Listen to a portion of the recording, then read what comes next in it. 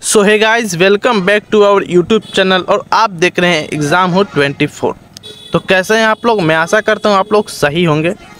आज का सेशन होने वाला है मानव रोग टॉप एमसीक्यू क्वेश्चन होने वाले हैं, जो कि सभी पॉइंट ऑफ एग्ज़ाम के व्यू से काफ़ी इंपॉर्टेंट क्वेश्चन हो जाते हैं और सभी परीक्षाओं में मानव रोग से लगभग 1 से 2 नंबर का प्रश्न पूछ लिए जाते हैं। तो आज उसी पर चर्चा होंगे और मैं देखना चाहता हूं कि आप लोग कितना अटेम्प्ट कर पाते हैं। तो वीडियो को शुरू से अंत तक बिना स्किप किए हुए देखिए। अगर वीडियो अच्छा लगे तो एक लाइक कर दीजिएगा और चैनल पर पहली बार है तो उसे भी सब्सक्राइब कर लीजिएगा। आपका एक सब्सक्राइब और एक लाइक हमारे लिए काफ़ी महत्वपूर्ण होते हैं। चलते हैं क्वेश्चन की ओर। तो सबसे पहला क्वेश्चन हमारे तरफ है, मलेरिया रोग मुख्यतः किस अंग को प्रभावित करता है। यानी कि मलेरिया रोग मुख्यतः किस अंग को प्रभावित करता है। तो सबसे बी हो जाएगा, यानी कि B is the correct option. यकृत और रक्त, यानी कि लिवर और ब्लड। तापेदिक किस अंग को प्रभावित करता है। तापेदिक को हम लोग इंग्लिश में टीबी यानी आम बोलचाल के भाषा में टीबी कहते हैं। इससे कौन सा अंग प्रभावित होता है, यानी कि टीबी से कौन सा अंग प्रभावित होता है। तो आपका सही आंसर होना चाहिए बी, यानी कि फेफड़ा होना चाहिए। नेक्स्ट क्वेश्चन की ओर चलते हैं। हैजा यानी कोलेरा रोग किस अंग से संबंधित है। इसका अंग किस अंग से संबंधित है हैजा। तो इसका सही आंसर हो जाएगा छोटी आंत, यानी कि option B is the correct option. Typhoid रोग मुख्य रूप से किस अंग को प्रभावित करता है। टाइफाइड रोग मुख्यतः किस अंग को प्रभावित करता है। तो इसका सही आंसर हो जाएगा बी, यानी कि आंत। Answer B is the correct option. AIDS में कौन सा अंग या तंत्र सबसे अधिक प्रभावित होता है। तो इसका सही आंसर हो जाएगा प्रतिरक्षा, यानी कि इम्यूनिटी तंत्र आपका कमज़ोर हो जाता है एड्स की बीमारी की वजह से। पोलियो किस तंत्र को प्रभावित करता है। पोलियो नामक बीमारी किस अंग या तंत्र को प्रभावित करता है। तो इसका सही आंसर हो जाएगा आंसर ए, यानी कि स्नायु तंत्र। नेक्स्ट क्वेश्चन की ओर चलते हैं। रेबीज रोग मुख्य रूप किस अंग को प्रभावित करता है। रेबीज रोग कुत्ते को काटने से यह रोग होता है। यह मुख्यतः मस्तिष्क और स्नायु तंत्र को प्रभावित करता है। मस्तिष्क स्नायु तंत्र को प्रभावित करता है। डेंगू में किस पर असर करता है। डेंगू में किस पर असर करता है। जो डेंगू बीमारी होते हैं वो किस पे असर करता है। तो इसका सही आंसर हो जाएगा प्लेटलेट्स। प्लेटलेट्स को प्रभावित करता है। हमारे खून में जो प्लेटलेट्स होते हैं, प्लेटलेट का मुख्य कार्य होता है जो हमारे कटे फटे जो होते हैं उसमें कट फट जाते हैं, वो प्लेटलेट्स के वजह से वो रक्त थक्का हो जाता है। अगर आपके बॉडी में प्लेटलेट्स की कमी रहेगी तो आपका ब्लड रुकेगा नहीं और बहाव का नाम की मौत भी हो सकती है प्लेटलेट्स के कारण। फाइलेरिया यानी हाथी पाँव किस तंत्र को प्रभावित करता है। फाइलेरिया, जिसे आम बोलचाल के भाषा में हाथी पाँव भी बोलते हैं, यह किस तंत्र को प्रभावित करता है। तो इसका सही आंसर हो जाएगा लसिका तंत्र। कौन सा तंत्र, यानी कि option B is the correct option. Next question की ओर चलते हैं, यानी क्वेश्चन नंबर 10। प्लेग रोग में सबसे पहले कौन सा अंग प्रभावित होता है। प्लेग रोग में कौन सा अंग सबसे पहले प्रभावित होता है। तो इसका सही आंसर हो जाएगा बी, यानी कि लसिका ग्रंथियाँ। कौन सा ग्रंथि, लसिका ग्रंथि सबसे पहले प्लेग रोग में प्रभावित होता है। चिकन पॉक्स, जिसे छोटी माता ही बोलते हैं, किस अंग को प्रभावित करता है। चिकन पॉक्स किस अंग को प्रभावित करता है। इसका सही आंसर हो जाएगा ए, यानी कि त्वचा पर छोटे छोटे घाव के रूप में यह चिकन पॉक्स आता है और हर इंसान को लाइफ में कम से कम 1 से 2 बार चिकन पॉक्स होते हैं। नेक्स्ट क्वेश्चन की ओर चलते हैं। खसरा किस तंत्र को प्रभावित करता है। खसरा रोग किस तंत्र को प्रभावित करता है। तो इसका सही आंसर हो जाएगा आंसर बी, यानी कि श्वसन तंत्र को। खसरा जो खांसी का एक दूसरा रूप होता है खसरा। नेक्स्ट क्वेश्चन की ओर चलते हैं। डिफिथरिया किस भाग को प्रभावित करता है। डिफिथरिया किस भाग को प्रभावित करता है। तो इसका सही आंसर हो जाएगा ए, यानी कि गला। डिफिथरिया का संबंध गला से है। टिटनेस किस तंत्र को प्रभावित करता है। टिटनेस, जिसे हम आम बोलचाल की भाषा में टिटनस भी बोलते हैं, किस तंत्र को प्रभावित करता है। तो इसका सही आंसर हो जाएगा ए, स्नायु तंत्र। कौन सा तंत्र, स्नायु तंत्र। नेक्स्ट क्वेश्चन की ओर चलते हैं। कुष्ठ रोग किस अंग को प्रभावित करता है। कुष्ठ रोग किस अंग को प्रभावित करता है।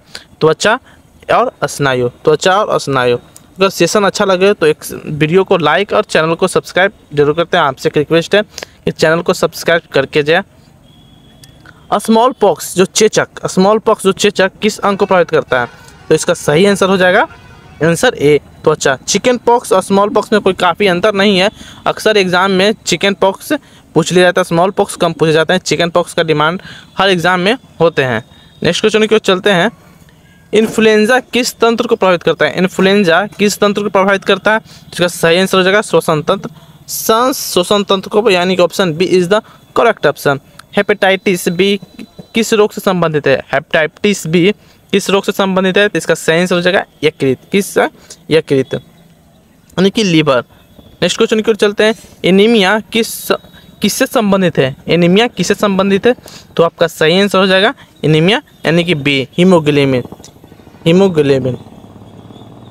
पीलिया यानी कि जॉन्डिस किस अंग को प्रभावित करती है? तो इसका सही आंसर हो जाएगा आंसर बी, यानी कि यकृत। पीलिया किस अंग को प्रभावित करता है? तो यकृत हो जाएंगे। नेक्स्ट क्वेश्चन की ओर चलते हैं। स्थम्मा यानी कि दम्मा किस तंत्र को प्रभावित करता है? इसका भी सही आंसर हो जाएगा आंसर ए, यानी कि श्वसन आयु। कौन सा? श्वसन आयु। स्थम्मा यानी कि दम्मा श्वसन आयु को प्रभावित करता है। मूत्राशमरी किस अंग को प्रभावित करता है? यानी किडनी स्टोन किस अंग को प्रभावित करता है? तो इसका सही आंसर हो जाएगा गुर्दा। नेक्स्ट क्वेश्चन की ओर चलते हैं। हृदय यानी कि हार्ट अटैक किस अंग को प्रभावित करता है? हृदयघात यानी कि हार्ट अटैक किस अंग को प्रभावित करता है? तो साफ से बात है, हृदय को प्रभावित करता है, यानी कि option B is the correct option. Next question की ओर चलते हैं। स्ट्रोक किससे संबंधित है? वेरी इंपॉर्टेंट क्वेश्चन हो जाते हैं एग्जाम के। ये 2019 के पेपर ग्रुप डी के पेपर में पूछे गए थे स्ट्रोक किससे संबंधित है?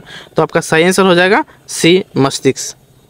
नेक्स्ट क्वेश्चन की ओर चलते हैं। गठिया किस अंग को प्रभावित करता है? इसका सही आंसर हो जाएगा जोड़। गठिया जोड़ में होते हैं। नेक्स्ट क्वेश्चन की ओर चलते हैं। मोतियाबिंद किस अंग को प्रभावित करता है? इसका भी सही आंसर हो जाएगा बी, यानी कि आँख को मोतियाबिंद प्रभावित करता है। नेक्स्ट क्वेश्चन की ओर चलते हैं। कान का बहरापन किस अंग को प्रभावित करता है? कान का बहरापन किस अंग को प्रभावित करता है? तो आपका सही उत्तर हो जाएगा बी, यानी कि कान को। अस्क्रवी रोग किस अंग से जुड़ा है? अस्क्रवी रोग किस अंग से जुड़ा हुआ है? इसका सही आंसर हो जाएगा हड्डी और मसूड़े से। हड्डी और मसूड़े, यानी कि option A is the correct option. Rickets रोग किस अंग या भाग को प्रभावित करता है? इसका सही आंसर हो जाएगा 29 का सही आंसर हो जाएगा हड्डी, यानी कि रिक्टेस हड्डियां को प्रभावित करता है। ग्वाइटर यानी कि घेंगा किस ग्रंथि से संबंधित है? जिसका सही आंसर हो जाएगा 30, यानी कि थायराइड ग्रंथि। आयोडीन की कमी से घेंगा रोग होता है। ये वेरी इंपॉर्टेंट क्वेश्चन और काफ़ी यह पॉपुलर क्वेश्चन है कि किसके कारण घेंगा रोग होता है? तो इसका सही आंसर हो जाएगा आयोडीन की कमी से घेंगा रोग होता है। सबसे ज़्यादा आयोडीन नमक में पाए जाते हैं। नमक का रासायनिक सूत्र NaCl होता है, सोडियम क्लोराइड। नेक्स्ट क्वेश्चन की ओर चलते हैं। डायबिटीज किस अंग को प्रभावित करता है? डायबिटीज किस अंग को प्रभावित करता है? तो इसका सही आंसर हो जाएगा अग्नाशय। वो अग्नाशय को प्रभावित करता है। अल्जाइमर रोग किस अंग को प्रभावित करता है? अल्जाइमर रोग किस अंग को प्रभावित करता है? तो मस्तिष्क को। इसका जुड़ाव मस्तिष्क से होता है। अगर यह रोग अल्जाइमर रोग होते हैं तो सबसे पहले हमारे ब्रेन को क्षति पहुंचाता है। नेक्स्ट क्वेश्चन की ओर चलते हैं।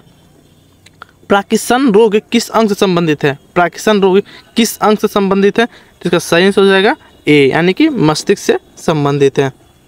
कैंसर सामान्यतः किस अंग को प्रभावित करता है? कैंसर सामान्यतः किस अंग को प्रभावित करता है?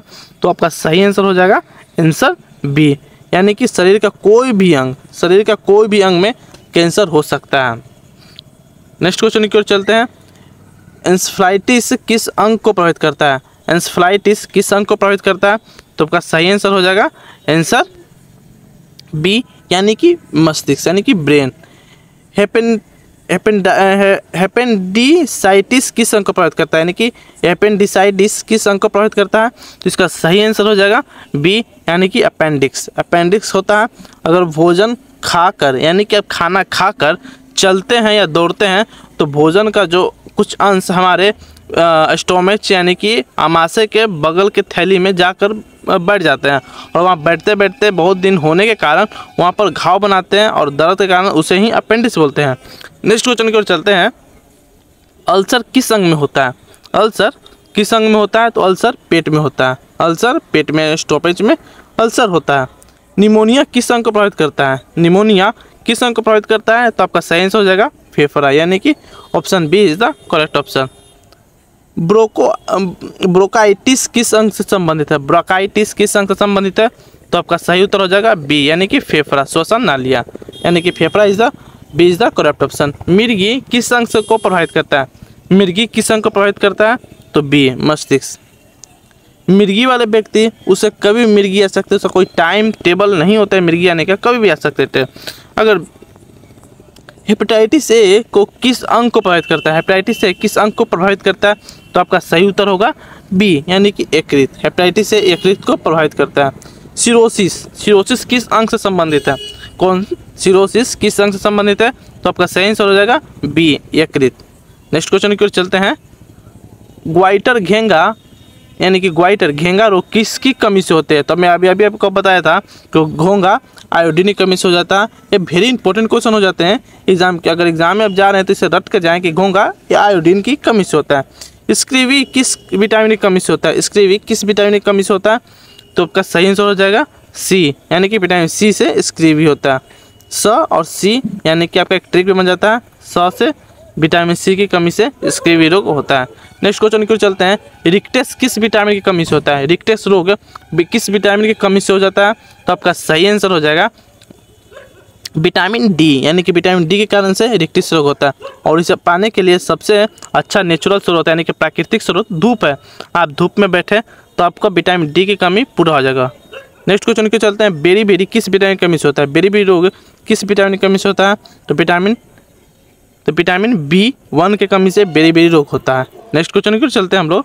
अब लास्ट क्वेश्चन है।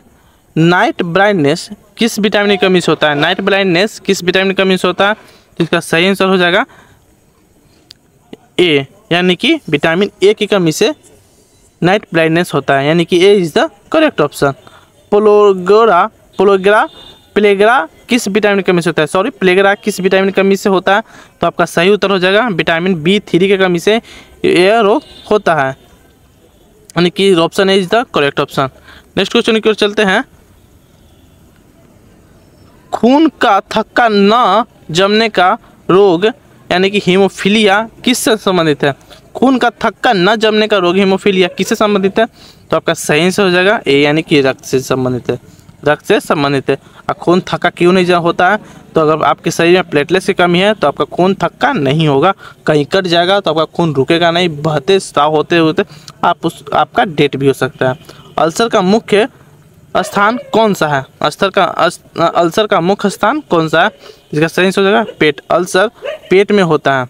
तो ये वीडियो कैसा लगा, अगर वीडियो अच्छा लगे तो सेशन को एक लाइक, चैनल पर नए हो तो सब्सक्राइब करके जाए, आपका एक रिक्वेस्ट एक सब्सक्राइब जरूर करें ताकि हमें मोटिव बना रहे, और वीडियो को अपने शेयर करें अपने दोस्त रिलेशन और फ्रेंड के साथ, इस वीडियो को ज़रूर शेयर करें। तब तक के लिए बाय, जय हिंद जय भारत।